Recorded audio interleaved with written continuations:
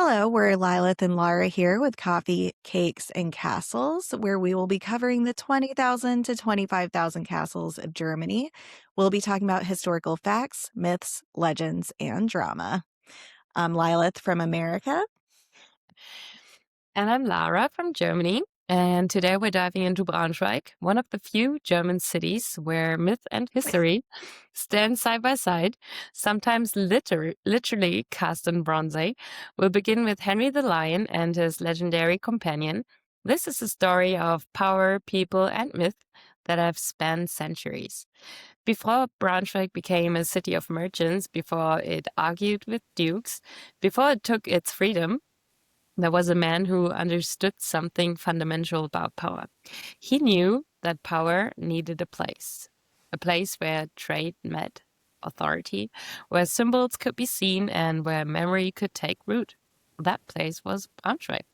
And that man was Heinrich der Löwe, or Henry the Lion. Braunschweig is not important because it was once the capital of an empire. It is important because it shows how power, people, and place interact over centuries. Unlike cities founded by Rome or dominated by bishops, Braunschweig developed at the intersection of three forces. It was geography, trade, and ducal ambition. From very early on, it was a place where rulers needed the city, and the city learned how much leverage that gave it. This dynamic, established in the 12th century, never truly disappeared. It explains why Braunschweig later resisted ducal authority and why memories matter so deeply here. To understand Braunschweig, we must go back before walls, before markets, and before the lion itself. Long before Braunschweig existed as a city, the region was already active. The Oker River was central. It connected the Harz Mountains with the North German plain, making it a natural transport route. From the Harz came metals, timber, and salt, and from the lowlands came grain, livestock, and trade connections to the North Sea. Small settlements existed here as early as the Middle Ages with farming villages, river crossings, and seasonal markets.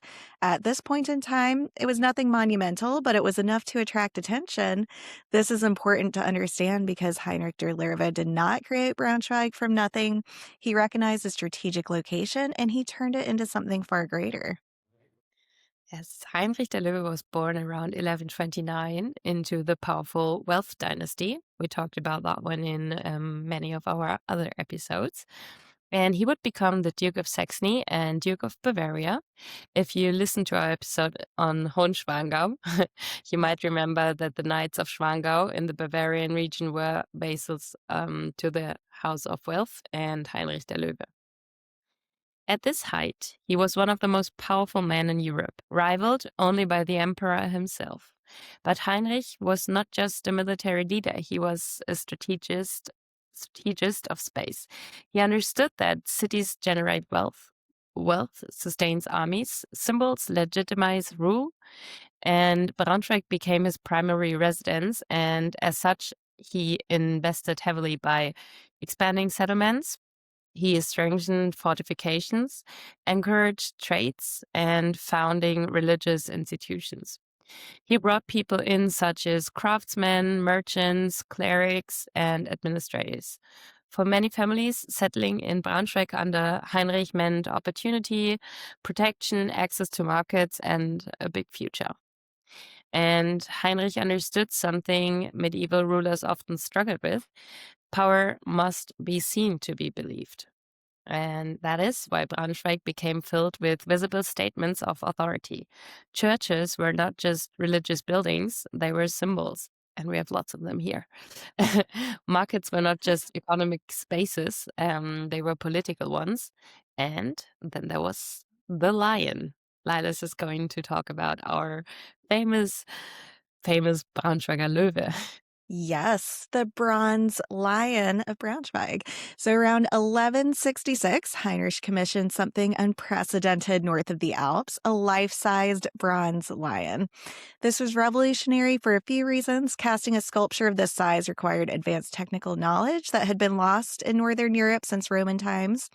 This feat was not just decoration, it was also propaganda. For Heinrich, the lion would symbolize strength, dynastic legitimacy, and personal authority. authority. It was placed near Heinrich's residence, Burg Dankwarderode, and from there it watched over the city with a clear message: power lives here.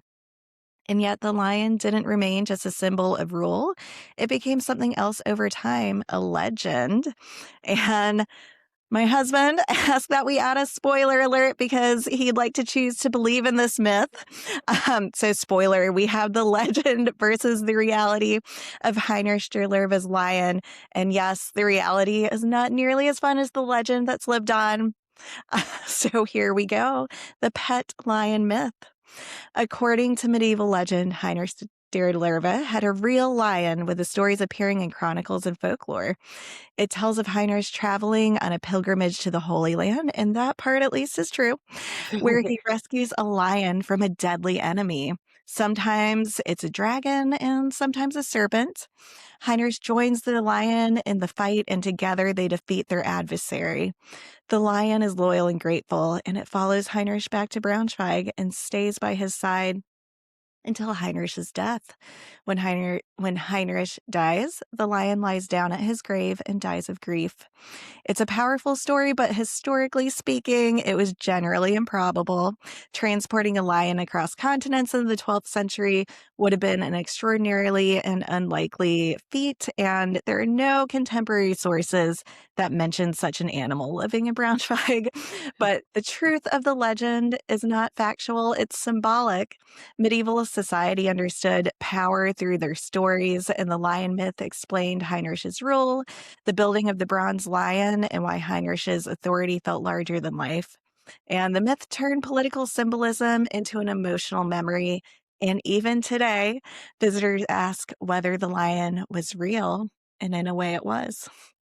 And I think we do have to mention that anywhere like in Braunschweig, people can tell you about the lion and about the myth. And there's the cathedral that has the scratches on the door, and they'll tell you that it was Heinrich der Löwe's lion that put them there. Yeah, he was scratching the doors when Heinrich was dying and he wanted to get in. That's the myth. But I think it's a nice story and people believe in it. And I think it's a nice thing to make such a story out of a tiny little detail. Yes, and poor Jamie when he Yes. heard that it was not real. He was so shocked because he was like, "What?" Like, I thought that, like, you can see the scratches at the cathedral. Yeah, when we were walking by, he was so amazed by Heinrich Yes. scratching the doors like Heinrich's the lion. And Mhm. that was fun telling you guys, but yeah. Alas, Not true. spoiler alert. Yes, not true. Yes, let's dive into Braunschweig under Heinrich, his daily life, and how it went on. And under Heinrich, Braunschweig was not a quiet court city. It was always busy, noisy, and growing. Merchants traded goods from across regions. It was pretty good because of the Oka River we told you about. Craftsmen worked metal, wood, and leather. Clergy managed education and administration. Heinrich's court was present, but not isolated. Court and city overlapped in everyday life, which was kind of special at that time. And people lived close to power, closer than they would like in later centuries. And this closeness shaped Braunschweig's character, aware of authority, but never entirely submissive to it. And Heinrich der Löwe made Braunschweig powerful, but power is never permanent. And we're going to see what happens when Heinrich falls and how the city he shaped begins to shape itself. We saw how Heinrich der Löwe transformed Braunschweig from a promising location into a center of ducal power, which he did through careful planning. To understand Braunschweig at its height, we now need to look closer, not just at Heinrich as a ruler, but the people around him, the court that lived with him, and the city that watched him closely, because it was here, at the moment of greatest strength, that the foundations for conflict were already being laid. Yeah, Heinrich der Löwe's court was not enormous, but later standards, it was highly influential. It consisted of noble advisors, ministerials, unfree knights bound personally to Heinrich, clerics handling diplomacy and record keeping, military retainers, servants, cooks, guards, and messengers. And the court moved with Heinrich, but Braunschweig was its primary anchor. This meant that power was not hidden behind distant walls, it was visible in the streets, churches, and markets. People saw nobles arriving, foreign envoys, religious ceremonies, and military preparations. And Braunschweig was not just ruled, it was constantly reminded that it was being ruled. This proximity also gave the citizens something valuable, experience with power. They learned how it worked. And we're now going to talk about one of the most important people in Braunschweig's history, though she's often mentioned only briefly, Matilda of England, Heinrich's wife. She was the daughter of King Henry II of England and Eleanor of Aquitaine, two of the most powerful figures in medieval Europe. And these are people that you're probably familiar with from history classes. So it is really interesting kind of hearing how, again, all of this is kind of connected, the history of medieval Europe. And her marriage to Heinrich was not romantic, but strategic. It united the great Welf dynasty and the House of Plantagenets? Yep, I guess so. Okay. We'll hope that's correct. Through Matilda, Braunschweig became connected to England, Normandy, Aquitaine, and European high politics. Matilda brought more than prestige. She also brought courtly culture, administrative knowledge, and international connections. She was actively involved in religious foundations and charitable work, and together with Heinrich, she supported St. Blasius's Cathedral, educational institutions, and charitable endowments. Matilda lived in Braunschweig for long periods, and not just as a guest, she was as much a resident as Heinrich. Her presence softened Heinrich's image and strengthened his legitimacy. Even though their marriage was for strategy and they had a 27-year-old age gap, it is believed that their marriage was a happy one, and while Heinrich was on his legendary pilgrimage to the Holy Land, it was Matilda who ruled in his stead. For the people of Braunschweig, she represented something new, a ruler's wife who was visible, educated, pious, charitable, and politically aware. Yeah. And religion played a central role in Heinrich Braunschweig, but not only spiritually, as you said. Church foundations were tools of memory, and by founding and supporting churches, Heinrich ensured that his name would be remembered, which is really important for him. Yes. Prayers would be set for him, and his dynasty would appear divinely favored. So the Cathedral of St. Blasius became the dynastic heart of Braunschweig. It was there that Heinrich and Matilda were buried. You can still visit it, like you can visit their graves. We did it as well. Yes. Memory was formalized and legitimacy was reinforced. This was deliberate. In medieval thinking, ruling did not end with death. It continued through memory, and Braunschweig was designed to remember Heinrich. But memory alone cannot protect power, and as Heinrich's influence grew, so did resistance, especially from the one man who ruled the empire itself. Heinrich der Löwe's greatest strength was also his greatest danger. He was too powerful.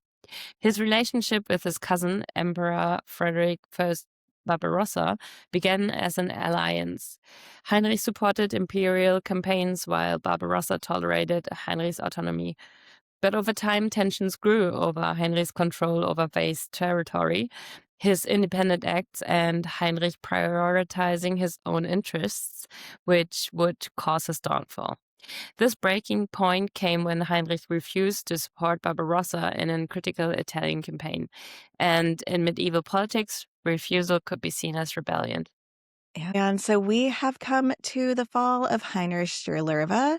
As Lara said, Heinrich refused to support Barbarossa in his critical Italian campaign. And I think it's important to note that Barbarossa was the one who gave the Duchy of Bavaria to Heinrich, because up until this point, Heinrich had supported Barbarossa. So to him, this was like a huge, major slight. And in 1176, Heinrich der Löwe, who was becoming increasingly frustrated with Barbarossa, refused to come to his aid in his expedition against the Lombard League of Italy. And on top of that, he demanded more land. Barbarossa and other German princes would put Heinrich der Löwe on trial. And in 1180, Heinrich was placed under the imperial ban. His lands were confiscated, his titles were stripped, and his power was dismantled. This wasn't sudden. He had been summoned several times prior, and he refused to show up. But when it finally happened, it was devastating. For Braunschweig, the impact was immediate. The court dissolved, officials left, military protection weakened, and Heinrich was eventually forced into exile. With Heinrich gone, the city faced a choice. They could wait for a new ruler or govern itself, and the citizens chose action. Merchants continued trade while guilds organized, councils gained influence, and Braunschweig had learned enough under Heinrich to function independently, and this moment would shape the city's future identity. They had learned that a power as large as Heinrich's could leave and the city could continue on. Heinrich der Löwe shaped Braunschweig, but he didn't own it, and we're going to follow the people that stayed. The merchants, guilds, and families who turned Braunschweig into a city that ruled itself. Yes, we are going to dive into a city without its duke. And yep, when Heinrich der Löwe fell from power, something rare happened in medieval Europe. The city he had built did not collapse with him. Instead, Braunschweig entered a long and complicated phase, one where rulers came and went, but the people of the city remained. The merchants, craftsmen, families, and councils who slowly transformed Braunschweig from a ducal residence into self-confident civic power. After Heinrich's exile, Braunschweig found itself in an unusual position. There was still nominal ducal authority of the House of Welf, but it was weaker and more distant. And while the Welf dynasty did not completely disappear, its grip on the city loosened significantly, and into the space stepped the citizens. City councils began to take on more responsibility, regulating trade, resolving disputes, and organizing defenses. This was not independence in name, because like we said, the Welf dynasty still continued on, but it was independence in practice. And we have the guilds who were kind of running the city at the time and were the backbone of Braunschweig's autonomy. They were not just professional associations, they were social, economic, and political institutions. So each guild would regulate training, quality of work, prices, membership, and they also provided social security, support during illnesses, burial arrangements, and representation in city councils. Guild memberships define identity. So a baker was not just someone who baked bread. He belonged to a community with rights and responsibilities. And over time, the guild leaders became political actors. Braunschweig's councils increasingly reflected guild interest rather than the ducal ones. And this shift changed how power was perceived, not as something granted from above, but negotiated from within. Yes, it's quite important to get all those facts. You will ask, when are they going to talk about the castle? The castle's coming, but we needed to dive a bit more into Heinrich to understand how the city of Braunschweig did grow as it did and why we have so many castles around here. And we're going to jump into the everyday life in medieval Braunschweig. For most people, life in Braunschweig was practical and demanding. Homes were narrow. You can still see some really old homes, and you can see how narrow all those little houses are, often shared by multiple generations. And workshops and living spaces overlapped, which you can also see in like the old town of Braunschweig, where you can see that there are little stores downstairs, and upstairs there are like little apartments. And yeah, kind of interesting that this still stayed in like later times. The days of the people were structured by the daylight, then the church bells, and market schedules. Children learned trades early, and the women worked alongside men in workshops, markets, and households. Diseases, fire, and food shortages were constant threats to the people of Braunschweig. But there was also opportunity. Braunschweig's growing trade connections meant access to goods from far beyond the region. The city was not isolated, it was connected. And those connections would soon place Braunschweig into a much larger network, one that stretched across Northern Europe. By the Middle Ages, Braunschweig had become part of the Hanseatic trade network. This mattered enormously. Braunschweig was not a port city, but it was a crucial inland hub, which is really special for a small town like Braunschweig. The goods flowed through metal from the hearts, textiles, grain, and beer. Merchants traveled regularly to cities like Lübeck, Hamburg, and Bremen, and the Hanseatic memberships brought trade privileges, shared legal frameworks, and political leverage. And Braunschweig's wealth grew, and with it, the confidence of the Braunschweiger people. The city increasingly saw itself as an equal partner to princes, not their subject. And this growing independence did not go uncontested. Later Welf dukes repeatedly tried to reassert control while conflicts would flare over things like taxation, jurisdiction, and authority. Because compromises were reached and at others, tensions erupted into open confrontation. Braunschweig became known for its stubborn resistance, and this reputation would follow for centuries. Out of these conflicts emerged something lasting, a strong civic identity. Braunschweig would develop its own legal traditions, civic ceremonies, and public rituals, and these traditions reinforced the idea that the city belonged to its people, even with the ducal presence. Interestingly, Heinrich der Löwe was not forgotten, but remembered selectively. He was honored as a founder, a builder, a symbol of strength, but also remembered as a warning, a ruler whose power could fall, and the lion remained a reminder of their origin, and Braunschweig learned to carry its founder without surrendering him. And by the early modern period, Braunschweig was no longer just a city shaped by rulers. It was a city shaped by memory, conflict, and choice. And I think it's important, to kind of understand that the reason we spent so long on Heinrich der Löwe is because you can ask anybody in Braunschweig and they can tell you about him. They can tell you where his lion statue is. They can tell you about the legends. And so he's a huge part of Braunschweig's history. Yep, and that's why we are going to jump into the castle where he lived in and gonna continue with, what everyone was waiting for, the castle. While Braunschweig has 3 castles, it's a castle and 2 palaces, and Heinrich der Löwe's actual residence in Braunschweig was the Burg Dankwarderode, a Romanesque castle built in the mid-12th century. Dankwarderode wasn't solely a defensive fortress, it also served as a residence designed for ruling and holding court. This is also where the famous bronze lion originally stood, directly in front of Heinrich's residence, making a clear political statement about who held power in the city. And here's some details on how to visit. Dankwarderode is located in the Burgplatz, and you can get there by public transportation, by bike, which can be rented in the city. We have lots of bikes here, and you can also access this one with walking. Yeah.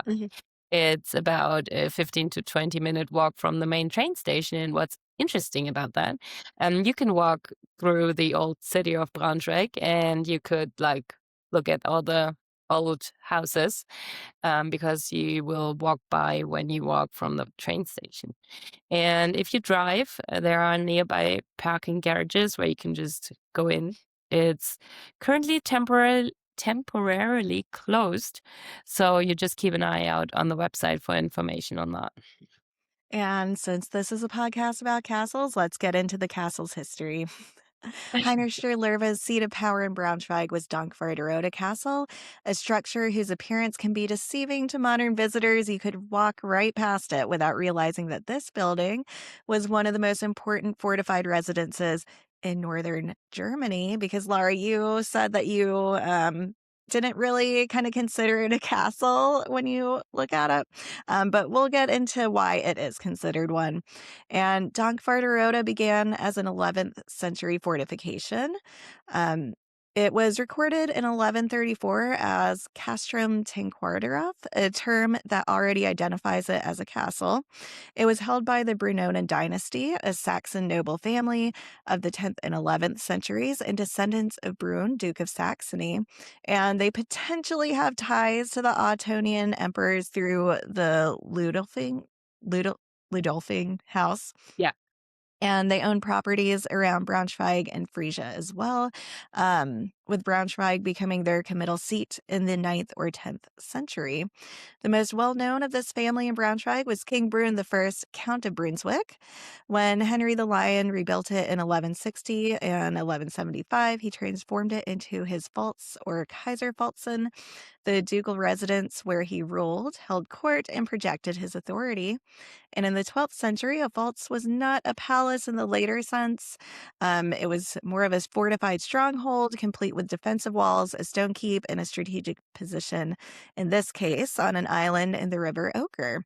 And in medieval terms, a pfalz was a castle. So it was residential, administrative, and, important to note, military in function.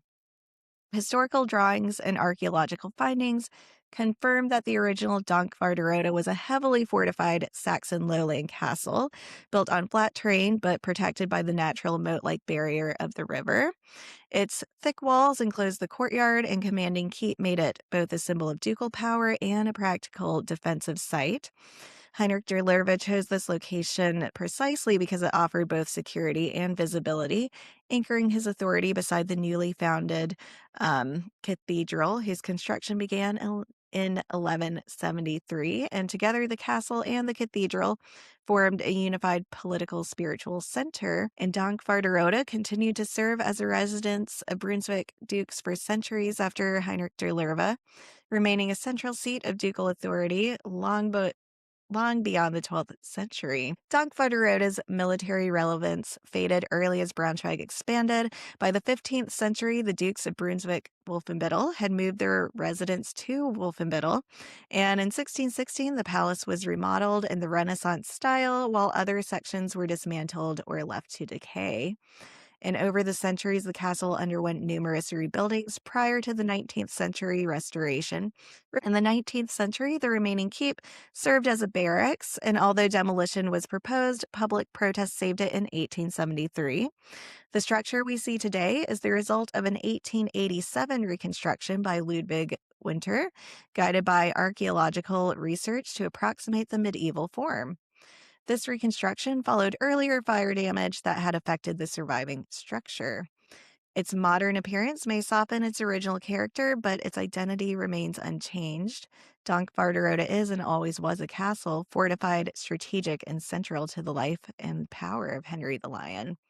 And today, the ground floor houses the medieval collection of the Herzog Anton Ulrich Museum, continuing the building's long association with the region's history. And the museum installation in the castle dates specifically to 1963, when the medieval division of the Herzog Anton Ulrich Museum was formally established there. And while it's no longer guarding a duke, the walls still hold the memory of a fortress that shaped the destiny of Braunschweig. Dankwarderode is a castle not simply because of Henry the Lion and his life there, but because it was built, used, and recognized as one from the very beginning.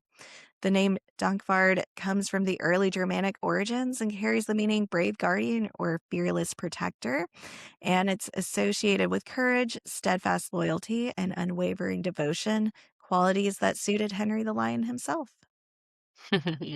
Yeah. Thank you, Lilith. Mhm. And we will jump into the architecture. And Dankwarderode Castle has worn many faces, as you said, over the last 9 centuries. And each transformation tells us something about the power structures, aesthetics, and priorities of the age. The earliest form of Dankwarderode was a Saxon lowland castle built on flat terrain, Terrain. but protected by the natural moat of the River Oka. As you said, the site originated as an 11th century fortification tied to the Brunonian dynasty and was first recorded in 1134 as Castrum Tancararod, already recognized as a defensive stronghold. This early phase would have featured timber and stone defensive works, an enclosed courtyard, a central fortified building, earthworks, and water defensive, typical of lowland castles. Between 1160 and 1175, Henry the Lion, or Heinrich der Löwe, rebuilt the site into a Pfalz or Kaiserpfalz, a fortified ducal residence. This phase created the structure that stood beside the newly founded cathedral, begun in 1173, forming a unified political spiritual complex. And I think a big thing to say about this is when you walk into the place and you stand in the middle where also the lion is standing today, you can see how big and how massive the building is. And you might recognize why I said, or for me, it was never a castle, it was more like a fortress. If Hmm. you stand there and you look around, you might see what I mean about that. Yes. And oh, sorry, quickly, I said that we would clarify why it is a castle and not a fortress. And the reason is because even though it was heavily fortified and um you're right, like when you walk in, it's so big that you wouldn't really expect this. Um, it doesn't look like a castle, um, any of the ones that we've talked about previously. But it is considered a castle, and that is because Heinrich der Löwe used that as his residence. It was his primary residence, and that is just the difference. That is what makes it a castle rather than just a fortress. Funny, right? That Yes. something like this can make a difference. Yeah. Hmm. And architecturally, this period introduced the Romanesque stone construction, the thick masonry, Masonry. masonry walls, a stone keep or a palace, round arched windows and arcades. We will put some pictures up and you will see what we mean about that. It's really special. And it was a compact fortress palace layout. This was not a decorative palace, it was a military administrative castle built to project ducal authority. As Braunschweig expanded, the castle lost its defensive purpose, and by the 15th century, the dukes had moved their residence to Wolfenbüttel, and the castle's military relevance faded. In 1616, the palace was remodeled in the Renaissance style, while other medieval sections were demolished or left to decay. This Renaissance phase likely introduced larger, more regular window openings, decorative gables, interior modernizations, and reduced fortification features. This castle was shifting from fortress to an administrative building. And by the 1800s, the remaining medieval structure was used as a barracks, and parts of the castles were in ruin. Public protests in 1873 prevented demolition, a turning point that saved the site for future generations. For us. The structure we see today is largely the result of a 19th century reconstruction by architect Ludwig Winter, as Lila said before. They were carried out between 1887 and 1900. Brunswick tourism describes the building as a neo-Romanesque interpretation of the medieval castle, complete with restored Knights Hall and historicists' wall paintings. Winter's reconstructions introduced stylized Romanesque arcs, symmetrical facades, decorative capitals and columns, Romanticized. a romanticized medieval aesthetic, and there were interior murals by Adolf Quentzen. This was not a restoration of the exact medieval structure, it was a historicist's reimagining, guided by archaeology, but shaped by 19th century taste, so a wild mix. Mhm. Since 1963, the ground floor has housed the medieval collection of the Herzog Anton Ulrich Museum. This phase emphasized the museum-grade interior adaptation, preservation of Winter's historicist design, and the integration of medieval artifacts, including the original Brunswick lion. Mhm. So Dankwarderode today is both a 19th century neo-Romanesque monument and a memory of the 12th century fortress that once anchored Henry the Lion's rule. And so you can still see the bronze lion in the square. And then if you go, and we'll put a picture of that on our Instagram. And then if you visit the museum, you can see the actual bronze lion, which is pretty cool. And as a recap for the drama, so Heinrich der Löwe's growing power created deep resentment among the Saxon aristocracy, who viewed him as overreaching and king-like, and was overreaching his power just a little bit. And as Henry centralized authority from Braunschweig, Saxon nobles rebelled. And how was Dankwarderode related to all of this? Eventually, things would come to a head with Emperor Frederick Barbarossa, as we talked about, and Heinrich supported Emperor Frederick Barbarossa in his early Italian campaigns. And then in 1176, things took a turn when he refused his request, as we talked about earlier. And we had that huge catastrophic fallout. Heinrich being put on imperial trial, being stripped of his duchies, declared an outlaw, and he was forced to surrender his power base. And so at this time, he kind of lost Dankwarderode Castle, but it was still his symbolic seat. And interestingly enough, Dankwarderode itself was not attacked or besieged during Heinrich's lifetime. From Dankwarderode, Heinrich der Löwe ruled Saxony and Bavaria, commanded his armies, negotiated with Barbarossa, and faced rebellions.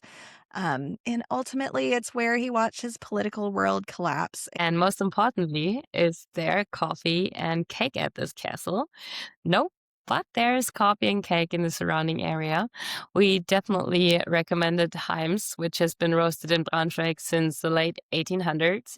And bonus, you can also check out the Braunschweig Visitor Center and get a nice cup of coffee there, and it's with the Heims coffee as well. And a very nice person who works there. Yes. Which we had some fun with. Maybe, Linus, you want to tell the story about your lion? We did have some fun, yes. So I picked up this little guy there, and also our interaction with the lovely gentleman who works there. So he asked us to write in the guest book, and it was funny because my husband and I both wrote in it, and then he asked us if we wanted to draw like a lion in it, and we did. And then he looked them over and he was like, "Oh, good," like nice to my husband. And then he looked at mine and he was just like, "No, not so good." Yep, that was kind of funny. He disliked your lion, but still. He did just like it. I didn't think it was that bad, but I guess it was not good. I think But he was just joking. it was such a nice time. Yes, like highly recommend. Yeah. Both the coffee there, and I mean, they're so welcoming, and can tell you all about the history. And also I think he talked a little bit about like the history of Heims kind of being roasted in Braunschweig, and yes, so very knowledgeable. And you can buy several Braunschweig specific stuff there. Like you can really, if you want to have some souvenirs, go Yes. there. Yes, I got a lot of souvenirs there. Yes, but it's a great place to visit. Oh, cake. Um, Lara, do you have any recommendations for cake around Braunschweig? I guess kind of near Dankwarderode in that area. Yeah, some really nice cafes are directly in the city center where you can just go by foot. You walk like 500 meters and there are lots of cafes, and one of them is Café Zeit, where you can sit and watch there's like a little well in the middle of the square, and you can sit there, and if it's sunny it's really nice, but even if it's raining you can go inside. And we have the apotheke where you can have great cake as well, but the best cake is, I guess, in the castle itself at the like Heims cafe, but we're gonna talk about the Schloss later, so Yes, and when Lara says castle, she doesn't mean Dankwarderode, she means no, the Braunschweiger Schloss. sorry. Yes, that's okay, because, yeah, Braunschweig has 3, We and we'll be do. talking about the Braunschweiger Schloss and Schloss Richmond in our next episode, and we can also talk a little bit, I guess, about our history together, um, next episode Yes, as this well. time was about Heinrich. The next time Yes. is about the two of us. and the shot. Yes, it is all about us. No, it's mostly about the castles, but we'll talk a little bit about our history with Now we got Braunschweig. you on our hook. We talked about history and stuff, and now it's gonna be just Lilith and Lara. No, yeah, we love Braunschweig, and we're super excited that we've got 2 episodes to talk all about it. Yes. Yes. So thank you guys for listening, and see you next time, or listen to you next time. Thank you guys. Bye. Bye.